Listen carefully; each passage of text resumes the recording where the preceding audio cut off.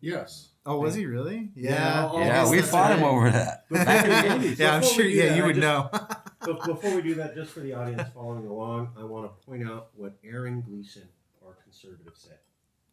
He said the GOP doesn't reach out to Latinos. Yeah. So they don't reach out to Latinos in California. And he said that in 2020,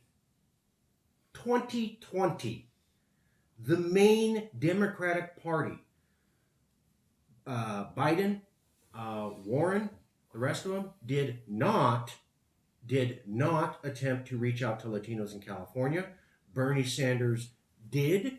He is the one that the Democratic Party trash as a not real Democrat, and that's the only guy who spent time reaching out to Latinos in California. So it looks like the American Democratic Party does not care about reaching out to Latinos in California because their mainstream candidates all did not do that.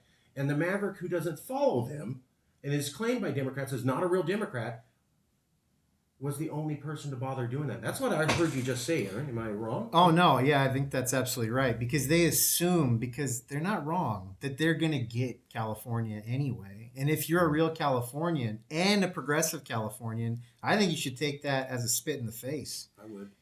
Because these people claim to be progressives and they claim to be representing your values, but they don't feel the need to reach out to you at all. That's ridiculous. They're just it's almost a colonial mentality.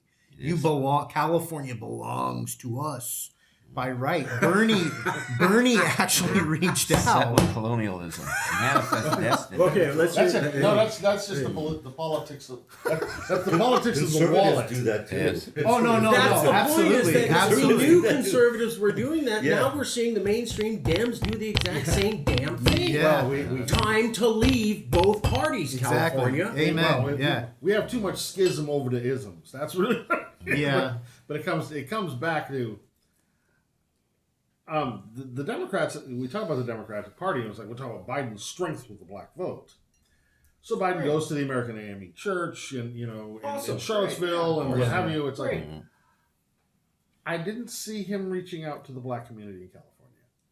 Oh damn! I'm also not seeing either party reaching out to the Asian community in California. We have a vast Asian community that no one's talking to. The Latino community is obvious. It's like the Latino community. It's like faces the wonderful choice of apathy or hostility. Yeah.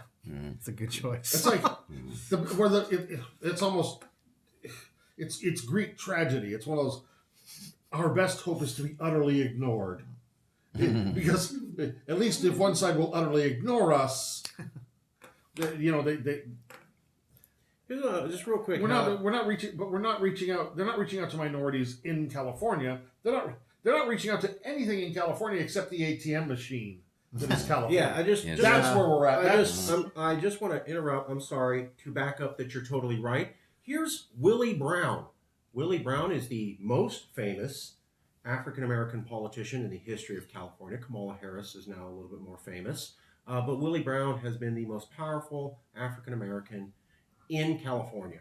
And he said, quotes, Biden didn't even come to the California Democratic Party convention. And that's his face of exasperation on why are the California Democrats backing this man? Famous African-American, thorough Californian says, you picked who? You did what? Why'd you do that? And I would also recommend everybody to take a look at Kamala Harris's video endorsing Biden. Watch the video. You'll notice her face do this. Biden's the greatest guy. I totally back her. Watch the Kamala Harris video. She hates herself. She is arguing with herself.